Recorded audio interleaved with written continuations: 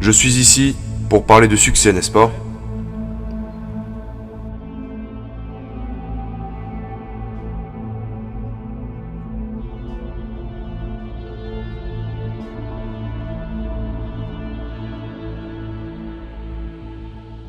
La première règle du succès est d'avoir une vision. Parce que voyez-vous, si vous n'avez pas de vision de l'endroit où vous voulez aller, et si vous n'avez pas un objectif précis, vous allez juste tourner en rond et n'y arriverez jamais. C'est comme, vous pouvez avoir le meilleur navire au monde, vous pouvez avoir le meilleur avion du monde. Si le pilote ou le capitaine ne sait pas où aller, il va juste se perdre, il finira au mauvais endroit. Donc, j'ai été très chanceux d'avoir trouvé ma vision.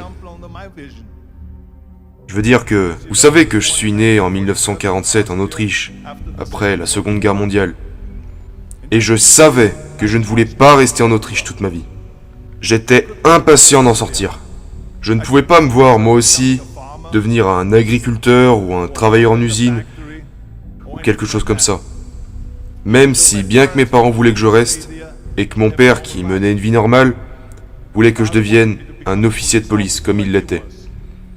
Ma mère voulait que je reste au pays pour épouser une fille au nom de Heidi, avec l'espoir d'avoir plein d'enfants, comme la famille Von Trapp dans The Sound of Music, vous savez.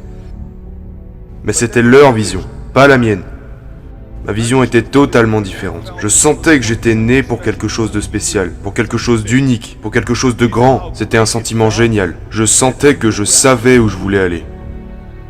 Imaginez, la majorité des gens ne savent pas où ils vont. Alors que lorsque vous avez un objectif, tout devient plus facile. Car rappelez-vous qu'en Amérique, par exemple, lorsque vous étudiez, vous verrez le pourcentage de personnes qui aiment leur travail. 74% des gens détestent leur travail en Amérique. Et ce n'est pas très différent quand on sera en Europe. La majorité des gens n'aiment pas ce qu'ils font. Parce qu'ils n'ont jamais eu de but qu'ils auraient pu suivre. Ils vagabondent juste sans but. Et s'il y a une place libre afin qu'ils obtiennent leur travail, ils sautent dessus. Parce que le monde est de la sorte. Mais quand vous grandissez, c'est une joie. Le travail, ce n'est pas amusant. Donc, quand on se dit que seulement un quart des gens aiment vraiment ce qu'ils font dans leur vie, c'est effrayant. Quand vous y pensez, je me suis senti tellement béni de savoir ce que je voulais faire. Ça serait comme un étudiant en médecine qui choisit ses études parce qu'il sait qu'il veut devenir médecin, qu'il sait où il veut aller. Ma vision était si claire pour moi que les gens venaient toujours me demander lorsqu'ils me voyaient dans la salle pendant de durs entraînements. Ils me demandaient toujours « Comment est-ce possible que vous travaillez si dur 5 heures par jour, 6 heures par jour, en ayant toujours un sourire au visage ?» Les autres bodybuilders travaillent aussi dur que vous, mais eux, ils ont l'air malheureux. Comment c'est possible?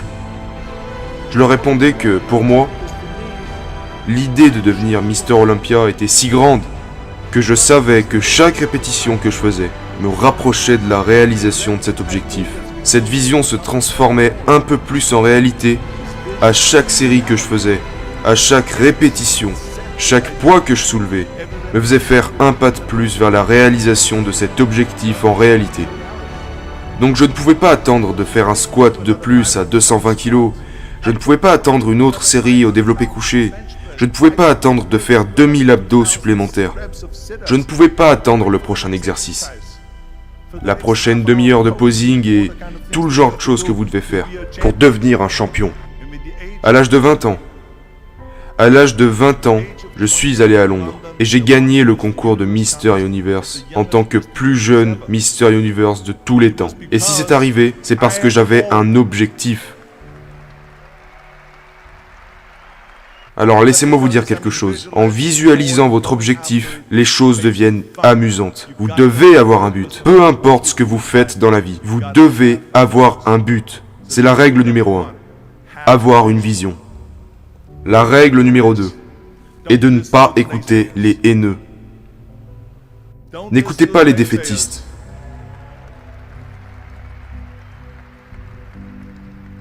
Dans tout ce que j'ai entrepris, il y avait toujours des gens pour dire « c'est impossible ».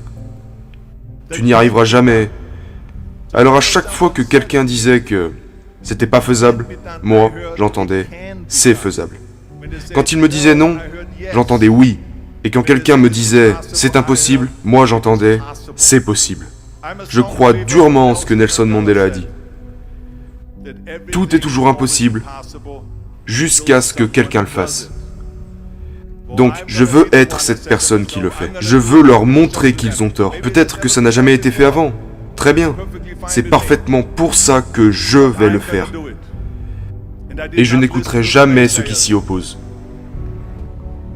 Je pense que la troisième règle dont je vais vous faire part est la plus importante. Bouge-toi le cul. Il n'y a pas de secret. Il n'y a pas de magie là-bas. Vous ne pouvez pas tricher. Vous devez travailler, travailler et travailler. Ça me rend complètement fou quand les gens disent qu'ils n'ont pas assez de temps pour aller à la salle 45 minutes par jour ou faire quelque chose pendant 45 minutes à 1 heure par jour pour s'améliorer physiquement, mentalement. Vous pouvez imaginer lire 1 heure par jour. Combien de livres aurez-vous fini après 365 heures? En 1 an. Imaginez que vous lisez des études sur l'histoire des musiciens et compositeurs. Tout ce que vous saurez à la fin. Imaginez si vous travaillez sur votre entreprise et quelques affaires que vous voulez développer chaque jour pendant 1 heure. Imaginez à quel point vous pourriez en tirer des résultats. Et ils me rendent fou parce que nous avons, vous savez, quand les gens disent qu'ils n'ont pas le temps, nous avons tous 24 heures par jour. Nous dormons 6 heures, donc il nous en reste 18. Mais je vois déjà arriver la personne qui vient pour me dire « Oh, mais moi, il me faut 8 heures !» Bah, dors plus vite.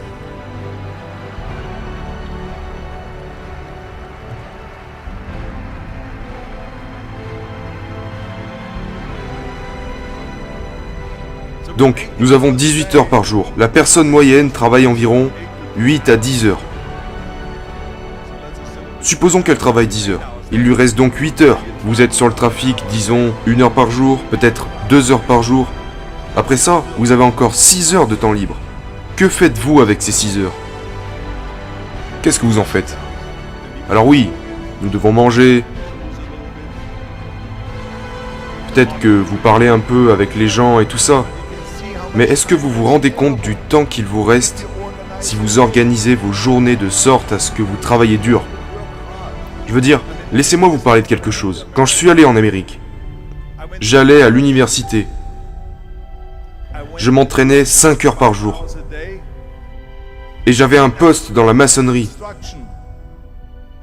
Parce qu'à cette époque, il n'y avait pas beaucoup d'argent dans le bodybuilding. Et je n'avais pas l'argent pour des compléments alimentaires ou quoi que ce soit. C'est pour ça que je devais travailler en tant que maçon. J'allais à l'université, je m'entraînais 5 heures par jour. Et le soir, de 20h à minuit, je prenais des cours de théâtre 4 fois par semaine. Je faisais toutes ces choses. Je ne laissais pas une seule minute se dépenser mal à propos. Je suis devenu très ami avec Mohamed Ali dans les années 70. Mohamed Ali s'est vraiment bougé le cul. Et j'ai pu le voir de mes propres yeux à l'entraînement. À un moment, un coureur sportif était présent lui aussi dans la salle, pendant qu'il s'entraînait. Ali était en train de faire des abdos, quand le coureur s'est approché et lui a demandé « Combien d'abdos faites-vous, monsieur Ali ?» Et Ali répondu « Je commence à compter que lorsque ça commence à faire mal. » Pensez-y, il commence à compter que lorsqu'il commence à ressentir la douleur. C'est ça, travailler dur. Et donc, vous ne pouvez pas faire autrement que bosser. Et je crois en ce que Ted Turner a dit. Il a dit « Couchez tôt, levez tôt, travaille comme un malade et fais de la pub. »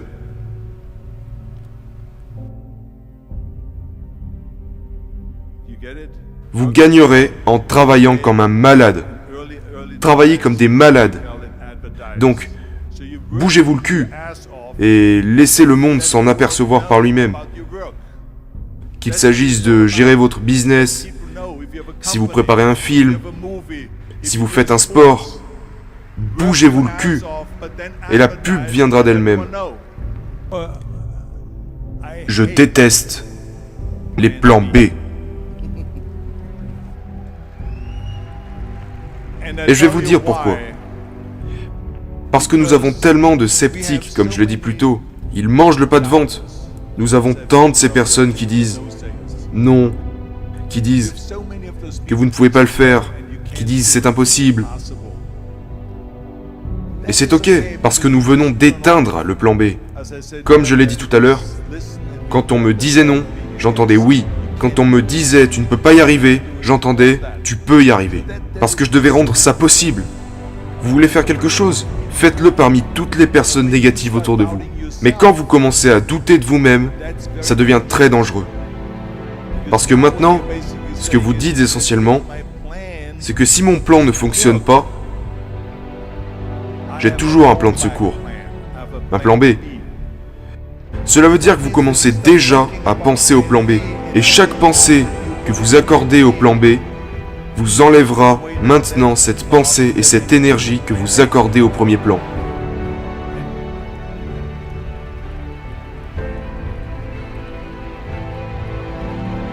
Et il est très important de comprendre que nous fonctionnons mieux s'il n'y a pas d'issue de secours. Parce que le plan B devient une issue de secours. Il est dit que si j'échoue, ou que je tombe, au moins je suis en sécurité avec ce plan B. Mais ce n'est pas bon. Parce que les gens ont de meilleures performances quand ils n'ont pas d'issue de secours. Les gens ont de meilleures performances dans le sport et dans tout le reste lorsque c'est leur seule issue. Il est très dangereux d'avoir un plan B, parce que vous vous ôtez la chance de vraiment réussir. Et la raison, l'une des principales raisons pour laquelle les gens veulent avoir un plan B, est qu'ils ont peur d'échouer, et se disent « Si j'échoue, je n'ai plus ma chance autre part. » Bien, laissez-moi vous dire quelque chose. N'ayez pas peur de l'échec, parce qu'il n'y a rien de mal à échouer. Vous échouez pour grimper les échelons. Il n'y a personne qui n'a jamais échoué. Nous perdons tous. Et c'est ok.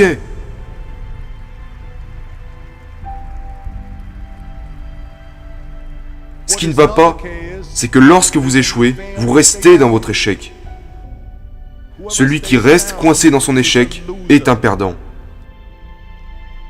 Et un gagnant va échouer puis se relever, échouer puis se relever, échouer et toujours se relever. Ça, c'est un gagnant. C'est ça un gagnant. Et nous perdons tous. Nous avons tous déjà perdu. Nous sommes d'accord. Et c'est pour cette raison que je vous dis de ne pas vous inquiéter lors d'un échec. Parce que lorsque vous avez peur de perdre, vous vous bloquez. Vous êtes figé. Vous devez être confiant afin de pouvoir performer dans n'importe quoi. Si c'est dans la boxe, ou dans votre travail, ou avec vos pensées, vous n'y arriverez qu'en étant détendu. Alors détendez-vous. Il est normal d'échouer. Mais nous allons tout faire et donner tout ce que nous avons, et c'est de ça que je parle. N'ayez pas peur d'échouer. L'une de mes 6 règles du succès est que vous ne pouvez pas vous sentir complet en tant que personne